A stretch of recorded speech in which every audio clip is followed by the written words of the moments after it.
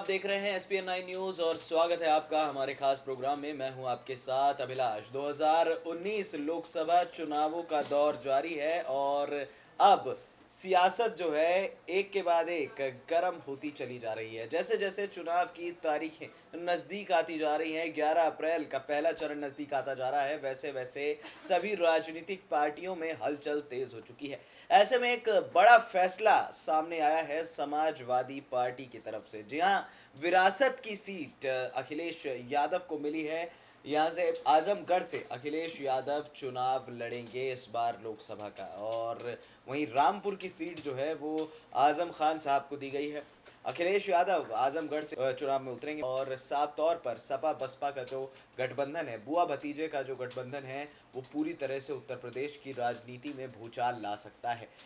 बड़ी बात यह है कि भारतीय जनता पार्टी को बहुत बुरी तरह से हराने के लिए अखिलेश यादव ने ये दांव चला है। ये विरासत की सीट है साफ तौर पर आजमगढ़ की, और आजम खान को रामपुर से टिकट दिया गया है। लगभग रामपुर से आजम खान साहब की जीत जो है वो तय हो जाएगी। वहीं अखिलेश यादव के पिता सपा प्रमुख सुप्रीमो मुलायम सिंह यादव मैनपुरी से चुनाव लड़ेंगे। आपको बता दें कि जिस नाम को लेकर उत्तर प्रदेश में सबसे ज़्यादा इंतज़ार था वो अब ख़त्म हो गया है। समाजवादी पार्टी के राष्ट्रीय अध्यक्ष अखिलेश यादव ने अपनी सीट का बड़ा ऐलान कर दिया है और लोगों के अंदर खुशी की लहर दौड़ गई है। और कहीं ना कहीं बीजेपी और कांग्रेस दोनों की खेमों में खलबली मची है कि आखिर इस बार इस लड़ाई से पार कैसे पाया जाए। काफ़ी समय बाद राजनीति में इस तरह का माहौल देखने को मिल रहा है। जिस तरह से डांस ऑफ डेमोक्रेसी डांस देखने को मिल रहा है वो वाकई में काबिल तारीफ है।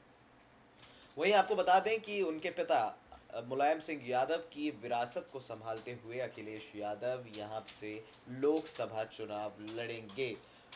कद्दावर नेता आजम खान को भी टिकट दिया गया है रामपुर से ये भी कहा जा रहा है कि उनकी जीत जो है लगभग तय मानी जाएगी, यानी कि भारतीय जनता पार्टी को एक बड़ा झटका यहाँ पर दे दिया है समाजवादी पार्टी ने। रविवार को सुबह दो उम्मीदवारों की लिस्ट जो है समाजवादी पार्टी ने जारी की है और अखिलेश यादव ने इस बार एक बड़ा ऐलान कर दिया है। इससे पहले आजम खान की अगर बात की जाए तो उन्होंने उत्तर प्रदेश की राजनीति पूरी उम्र की है।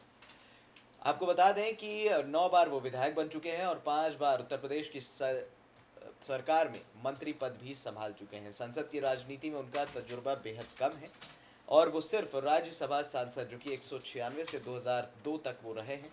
हालांकि 2009 में उन्होंने बगावत कर सपा उम्मीदवार जयाप्रदा के खिलाफ चुनाव लड़ा था, जिसमें उन्हें शिकस्त झेलनी पड़ी थी। अब एक बार फिर उन्हें लोकसभा में समाजवादी पार्टी ने उतारा है। वहीं अखिलेश यादव ने यादवों के सबसे बड़े गढ़ आजमगढ़ को ही चुना है, यानी कि एक तरफा जीत यहाँ पर अखिलेश यादव दर्ज करना चाहते हैं।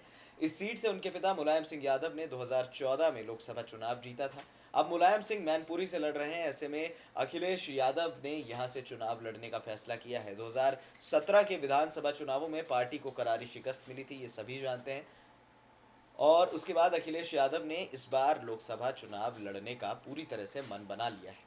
हालांकि उनकी राजनीति की शुरुआत ही संसद बनकर हुई थी। उनके पिता ने कन्नौज लोकसभा सीट खाली की थी और साल 2000 में यहाँ पर अखिलेश यादव सांसद बने थे और उपचुनाव में वो सांसद बने थे। 2004 में आम चुनाव में भी अखिलेश यादव ने कन्नौज सीट से चुनाव लड़ा और एक तरफा जीत हासिल की। ठाकुर राजेश को उन्होंने हराया था जो बीएसपी के उम्मीदवार थे।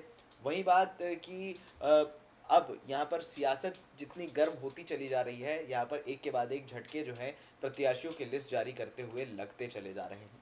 बड़ी बात यह है कि अखिलेश यादव का जो वर्चस्व है, चाहे वो मुख्यमंत्री पद पर वर्चस्व रहा हो या फिर अब लोकसभा चुनाव लड़ने की बारी हो, अखिलेश यादव का वर्चस्व काफ़ी बड़ा रहा है। उत्तर प्रदेश में लोग उन्हें अपने युवा नेता के प्रतिनिधित्व के तौर पर जानते हैं। वो जानते हैं कि अखिलेश यादव को किस तरह से वो युवाओं के लिए प्रेरित हैं। हालांकि थोड़ा सा यादवों को फ़ायदा ज़रूर होगा, लेकिन हम ये कह सकते हैं कि अखिलेश यादव की राजनीति में उत्तर प्रदेश में इतनी ज़्यादा राजनीति ओछी राजनीति हमने नहीं देखी है। हम ये नहीं कह सकते कि बाकी लोग ओछी राजनीति कर रहे हैं, लेकिन फिलहाल जो करंट सिनेरियो है उत्तर प्रदेश का, वहाँ पर ज़रूरत है इस तरह की चीज़ों की कि अब यहाँ पर जो लोकसभा चुनाव है वो इम्पोर्टेंट हो गए हैं, क्योंकि हर कोई जानता है कि उत्तर प्रदेश का रास्ता जो है वो सीधा दिल्ली तक जाता है और उत्तर प्रदेश की 80 सीटें बताएगी कि आखिर सत्ता किसके हाथ में आएगी, सरकार किसकी बनेगी। तो फिलहाल अखिलेश यादव ने पूरी तरह से यहाँ पर एक बड़ा उलटफेर तो कर ही दिया है और एक बड़ा झटका दिया है सभी राजनीतिक दलों को। इसी बीच अखिलेश यादव के लिए एक शायरी जो है वो याद आ रही है मुझे। विरासत कुछ लोगों को मिलती है, कुछ को बनानी पड़ती है। विरासत कुछ लोगों को मिलती है, कुछ लोगों को बनानी पड़ती है। जिंदगी है साहब, मुस्कुरा कर गम छिपा कर जीनी पड़ती है। कुछ यही आलम है यहाँ पर अखिलेश यादव का। और अखिलेश यादव लगभग लगभग एक बड़े प्रत्याशी तो हो ही गए हैं और उनकी जीत भी यादवों के गढ़ आजमगढ़ से तय मानी जा रही है। फिलहाल इस खास अपडेट में इतना ही। हमें दे दीजिए इजाज़त और हाँ, हमारे चैनल SPN9 न्यूज़ को सब्सक्राइब करना मत भूलिएगा। नमस्कार।